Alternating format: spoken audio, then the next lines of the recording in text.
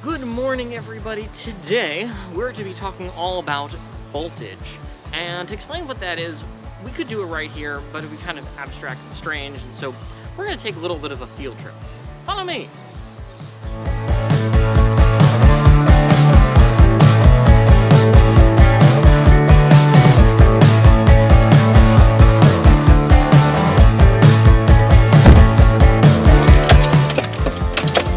Here we go.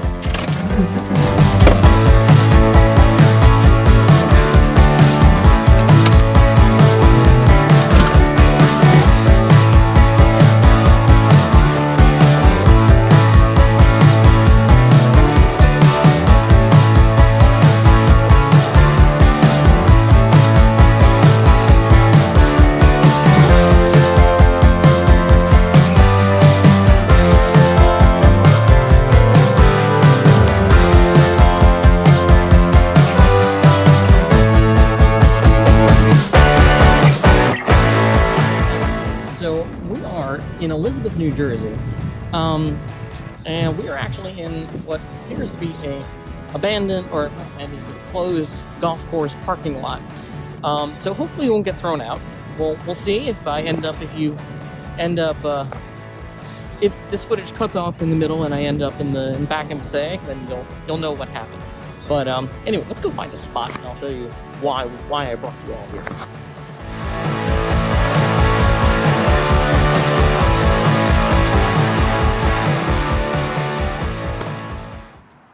All right, everyone, here we are. We made it, sort of, as best we can. So we're gonna get a couple of shots of that later, but behind me, straight over there, is the Union Water Sphere, which is in Union County, which is where I am right now. It is the, when it was built, let's be clear, when it was built, it was the tallest water tower in existence anywhere in the world. Now there's like two more that are taller than that, but this is like 20 minutes away from Passaic, which is pretty cool. We have something that big, that close. So we're very far away from it because there is literally nothing. I drove around for like half an hour trying to find some way to get closer. This is it. This is as close as we can get. We're gonna zoom way in so where you can see it better. But here, let me make sure I'm not blocking it with my head. Yeah, perfect. There we go. Anyway, so today what I want to talk about is volts. Which you mentioned this back in Passaic, and what a volt is a measure of electrical pressure. So just to give a nice parallel, which is the reason why we're here, what a water tower does is they bring the water all the way up there, they pump it up, and then they allow gravity to push on it. So now when you have all that water in the water tower, it's under the pressure of gravity.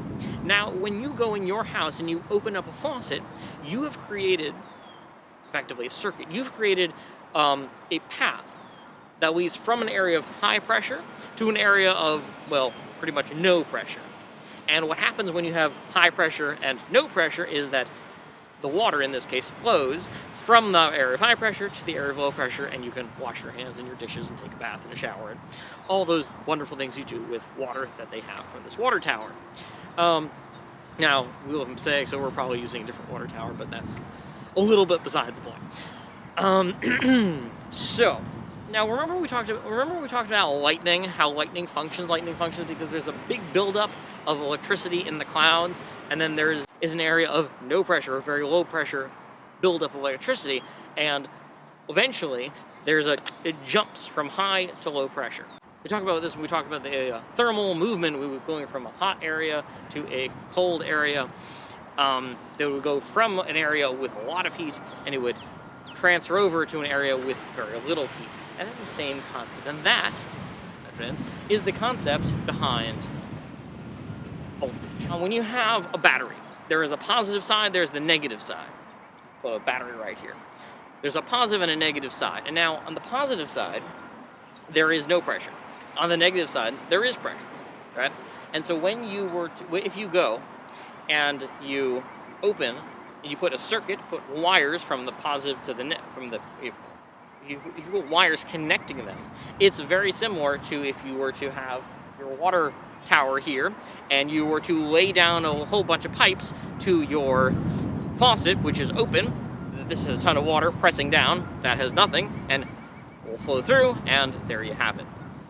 So now, different power sources provide a different amount of voltage. You'll notice we talked, the first thing we did was we talked about we increased the output of your batteries by combining them in series, right? We combined head to tail, positive to negative, and then we attached wires like that, which produced double the power, right, of your batteries. Because your batteries can only produce 1.5 volts of electricity, right?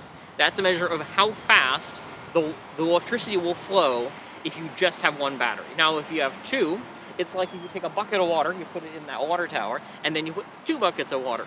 If you have 2 buckets pushing, right, you have 2 gallons to 200,000 gallons, it's going to push a lot faster than 1 gallon, 1 bucket, 100,000 gallons, right? So that's what you're doing when you connect the batteries like that. You're making the electricity push faster. So now, just to sum up what we've been saying, because we talked about a lot about water, and I don't want to confuse anyone, that would be bad. To be clear, voltage is a measurement of how fast electricity can flow, right? That is a measure of the difference of how much electricity is built up in something, right? The way we actually measure it is by letting it flow and saying, how fast is it going? Because it will go as fast as it can. It will go as fast as it can through your circuit. So the way you do it, if you have a voltmeter, those of you who have a voltmeter, hook up your make a circuit with a light bulb, a battery, wires, and then hook up your voltmeter into that circuit. And I want you to check how many volts are going through your circuit. Now, you could also look at your batteries, but I want you to check. I want you to look how many volts are going through, how fast is it going through. I want you to check before the circuit, and before the bulb and after the bulb. See if there's a difference. That'll be interesting. But that is what voltage is. So now, some of you might be interested in knowing, oh boy, for this one I have to check up. I have to remind myself exactly what, it's a very long name. It's a lot of fun. Here we go. Oh, this is amazing. This is so amazing. The name of the person, he didn't invent it, but the person who it was named in honor of, Alessandro Giuseppe Antonio Anastasio Volta. I'll put that up here, and the picture of him. Again, Alessandro Giuseppe Antonio Anastasio Volta. He was an Italian scientist, he was a mathematician, he was a scientist, and fun fact, up until 4 years old, he didn't speak at all. Those of you with little brothers and sisters will know that's a very long time to not be speaking. Most kids will start talking around 4, most kids, they start talking around 1-ish. I have he's about 5 months old. My son's about 5 months old. He is babbling all over the place. Alessandro Giuseppe, that guy. He didn't say anything until he was 4. And his parents, I'm not going to do an offensive Italian accent. I don't care how much you want me to do it, no. His parents thought he was really, really stupid because he was completely mute. Turned out he was just waiting, because later he blew them away with how brilliant he was. He was extremely brilliant, and he came up. There was another scientist named Galvani. His last name Galvani. I'll put his first name here. I don't remember off the top of my head, but he had this theory that only animals can conduct electricity. So he took a frog, he chopped its legs off, and he took different metals, and he demonstrated that they made the frog twitch, right? So, and they did. If you drew, do not try this at home, but if you take a frog and you chop its legs, it makes the frog twitch. So he said, there must be some kind of animal electricity. Now, Volta was not so fast. It's not the animal. The animal has nothing to do with it. Well, the animal is doing is acting, number one, acting as battery acid, and is also acting as a way to demonstrate that there's a current flowing, because it's twitching, right? So what he did is he took a piece of cloth, he soaked it in some kind of acid, some kind of substance like it, and he connected the wires, and he had a different he had people stick their finger in, because it was very low voltage, it was very low current going through it. It wasn't a big problem, so he stuck their finger in there. All right, okay, well, electricity is flowing, there you go. The other thing that he did, he made the first, it wasn't the first battery, we talked about the Baghdad batteries, but the first modern battery, and the first one who knew what it was, he called it the voltaic pile. He named that after himself.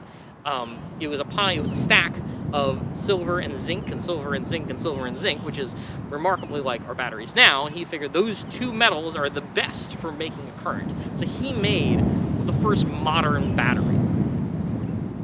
He actually lived roughly around the same time as Benjamin Franklin, but he lived in France and Italy, and he was very close with Napoleon Bonaparte, the short dude who conquered the world. Most of the world, until he got defeated by the Russians, because you do not attack Russia during the winter. Everyone knows this. Do not attack. You'll lose. Every time. Napoleon attacked Russia during the winter, lost miserably. Hitler attacked Russia during the winter, he lost miserably, because no one, except the Russians, know just how cold it gets in Russia during the winter. Everyone says, oh, I'll bring my light fall jacket, and I'll be fine. I'll have my tight boots that are very, pretty on the parade ground, and we'll beat those Russians. And the Russians are, and yeah. Anyway, I digress. Point being, but he was very close with Napoleon. He demonstrated, here is a photo of him demonstrating his stuff to Napoleon. And in honor of his achievements in the realm of electricity and the science, they went and they named the unit of, they named the unit that we use to measure how fast electricity can move after him. They call it the volt. So that means, kids, pay attention in school, and one day someone will name, many years after you're dead, they will name they will name something after you. Probably. We'll see. That's not the point, but happened to be, that's what happened. Couple things. Number one, send me your notes. Number two, if you have a voltmeter, tell me how many volts you're reading. So here's what you can do to test voltage, to test pressure, in this case water. So take a tissue paper, take a piece of tissue, have someone else turn on your faucet, and have a third person, involve the family, video it, and see how long it takes to punch through a hole.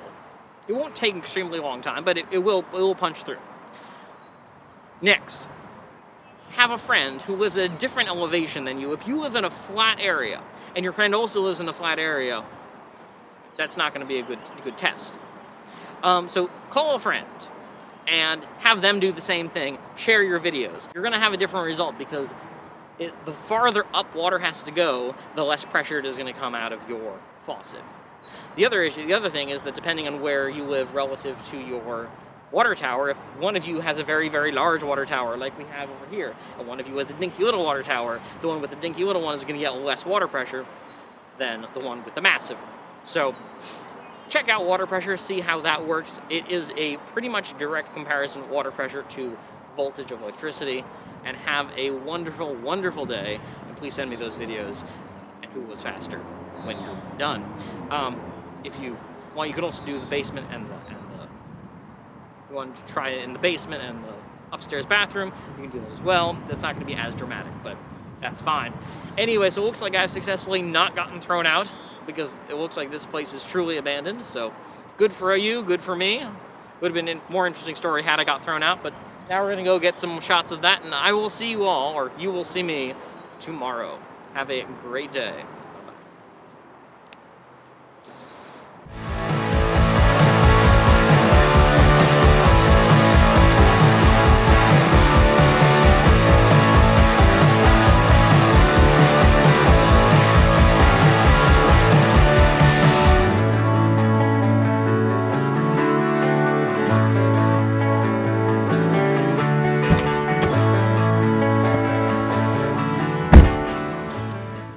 Alright, everyone, that's it, and that is our field trip for today. Hope we are able to take you out of your houses without actually taking you out of your houses, so please let me know if you prefer this kind of long-distance version. If this is something you appreciate, I think we can probably keep doing this. If you don't care either way, then we'll see. But yeah, so just let me know, and I will see you all, or you shall see me, tomorrow.